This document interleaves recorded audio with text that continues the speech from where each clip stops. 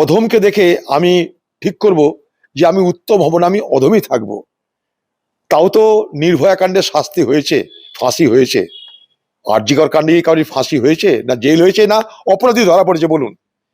অন্তত যারা অপরাধী, যাদেরকে পুলিশ রক্ষা করলো, তৃণমূল নেতারা রক্ষা করলো, আজও রক্ষা করে চলেছে, সেই বাংলার নেতাকে আর উদাহরণ টেনে কোনো দরকার নেই। কারণ তিনি সব উদাহরণের ঊর্ধ্বে উঠে এই বাংলায় উদাহরণ শ্রী হয়ে গেছেন বাংলার মুখ্যমন্ত্রী মমতা ব্যানার্জি।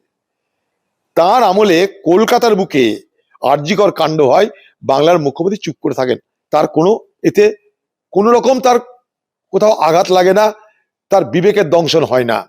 সেই পরিবারগুলো কিভাবে দিন কাটাচ্ছে একবার বাংলার মানুষ খোঁজ নেবেন।